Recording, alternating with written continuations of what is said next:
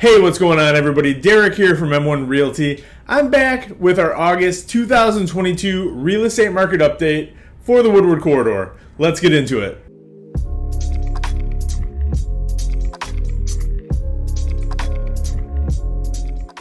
Well, it's been a big month in almost every city in the Woodward Corridor. Let's start with Ferndale because that's what we usually do. As of today, in the city of Ferndale, there are only 46 homes on the market. Compared to 33 that closed in the month of July. Now 46 sounds like a lot, but realistically this time of year we should be closer to 100.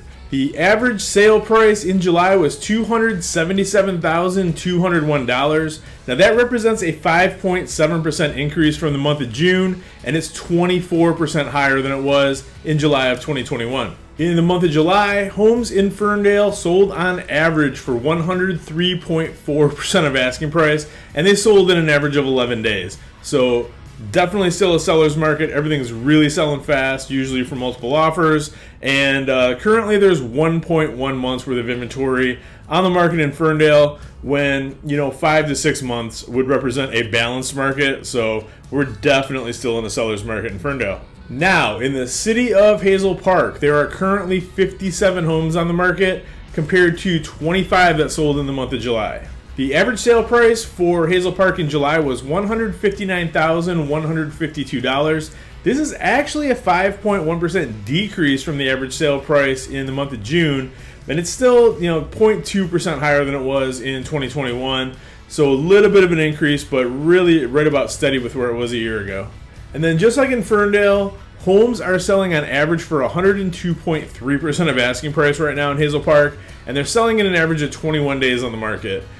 Keep in mind, 30 days on the market, again, represents kind of more balanced market where it would be trending towards a buyer's market. We're not there yet. It's definitely still a seller's market, and there's only 1.8 months worth of inventory on the market in Hazel Park right now as well. Now, in the city of Oak Park, we're actually seeing kind of a weird fluctuation from where we've been for most of the last year. There's actually 61 active listings on the market in Oak Park right now, which is by far and away the most we've seen in a very, very long time. Now, compare that to 35 homes that sold in July, and the average sale price of those homes was only $190,800. That is a 23.6% decrease from the month of June, and it's actually down 4.2% from a year ago.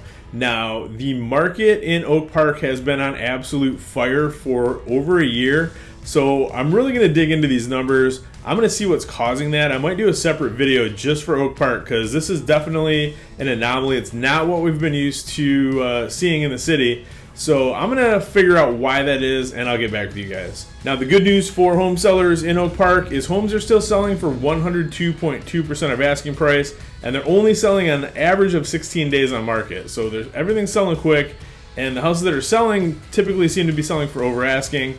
There is 1.8 months worth of inventory now in the market in Oak Park. But again, that's the most we've seen in a very, very long time.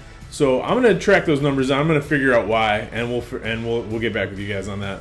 Now, in the city of Royal Oak, there are currently 172 homes for sale compared to only 85 that sold in the month of July. The average sale price for July in Royal Oak was $381,383. That represents a 1.7% increase versus the month of June, and a whopping 19.4% increase versus July of 2021.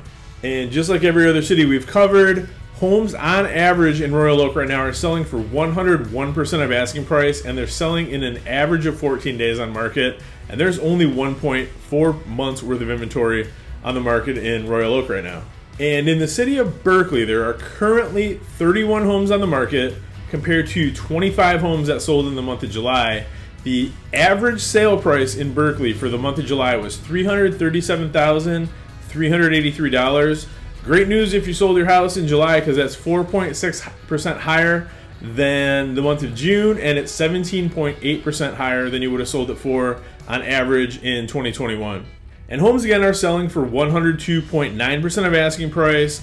They're selling in an average of 10 days on market, and there's currently only a month and a half worth of inventory on the market in Berkeley right now, meaning that if nothing else hit the market between now and 6 weeks from now, every house would be sold. And then, last but not least, that little city with the big heart, Clawson, Michigan. There are currently 19 homes on the market in Clawson, which is the most we've seen in quite a while since I've been tracking these numbers. Compare that to 20 homes that sold in the month of July. The average sale price for Clawson was $251,131.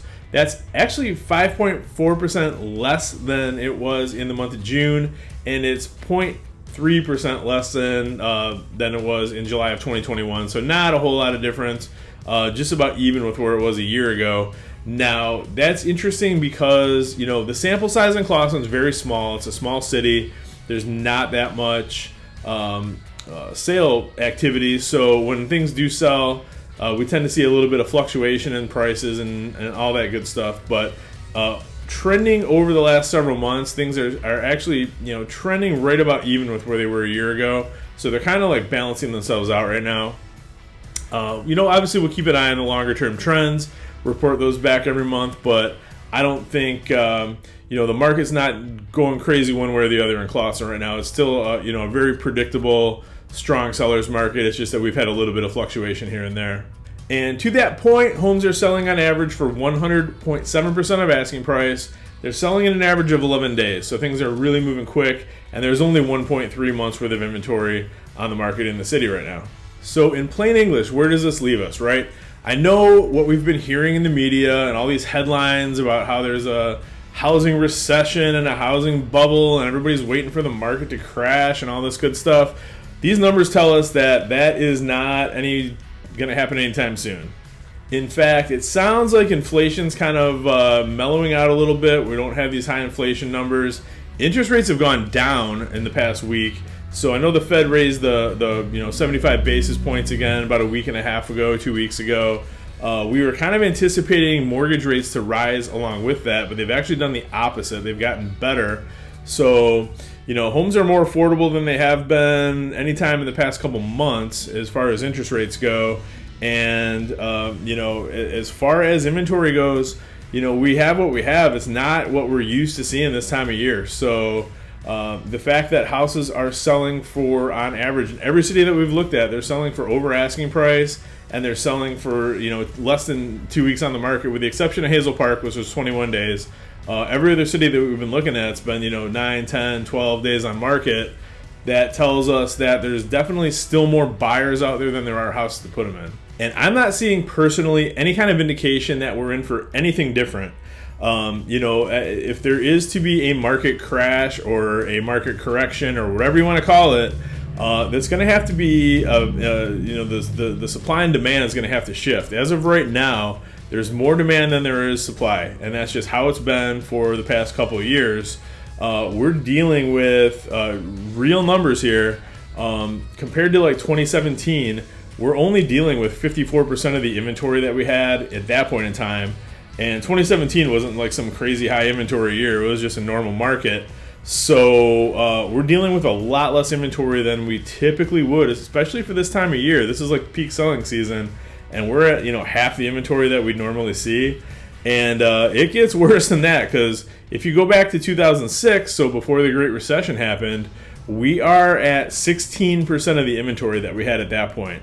So yeah, in order for the market to fundamentally shift, that the inventory is going to have to come from somewhere, and I don't know where it's going to come from. I mean, I check the market every single day of my life. This is my my livelihood. I've been doing this for 20 years, so I really kind of keep an eye on inventory levels, average sale price. Everything's kind of trending in the way that it's just going to maintain what we're seeing right now, which admittedly is a much nicer, easier market than what we've been dealing with, from for the past couple years anyway. If you're looking to buy a house right now, congratulations, because you're probably going to get the best interest rate now that you're going to get for a while. And there's actually some houses out there to pick and choose from. So, but you still have to bring your A game. You're not going to probably be up against, 10, 12, 15 offers like we were seeing a year ago. That being said, if everything's still selling for over asking price and it's selling in less than 2 weeks on the market, it's a pretty good bet that a nice house that you want to put a bid in on is going to have at least 1 or 2 other offers. So you just have to be realistic and be ready for that. That being said, it's much easier to beat 2 other offers than it is to beat 12 other offers. So, we need to be writing strong offers as buyers, but you don't have to go crazy and pull out all the stops, and you're not going to probably write on 30 houses and not get any of them, like these horror stories that we've all been through the past couple of years. Things are shaping up a little bit better than that right now, but I don't want to give you the illusion that anything's going to change fundamentally anytime soon, because I don't see any evidence that it will. With that being said, I am always open to hearing people's opinions, and if I'm missing something, let me know. But I'm pretty sure, the market fundamentals are what they are right now. So, we're just going to deal with it. We'll keep reporting back every single month. We're going to keep an eye on the market. And if you ever have any other questions about any other stats, any other cities that I didn't cover, any questions at all, really, that's what I'm here for. I'm here for you guys to answer questions, just give you the real truth, let you know exactly what's really going on in our local market right now in the Woodward Corridor. And hopefully, these videos do a good job of conveying that. But, I can't talk about every single, specific city and every specific stat. So anything that you want to know, you just reach out to me anytime. You can call or text me anytime. Direct line is 248-561-6155. You can always email me at dwerenka@m1realty.net. I'm on Facebook Messenger. You can DM me on Twitter. Doesn't matter. However you want to get a hold of me, I'll respond to you and give you guys the real scoop, the real deal of what's going on the ground here in the real estate market. And until next month, thank you so much for watching this. I truly appreciate it. And again, anything I can do for you guys, any questions I can answer, anything whatsoever, just reach out anytime and I'm happy to help. Thanks so much, and we'll talk soon.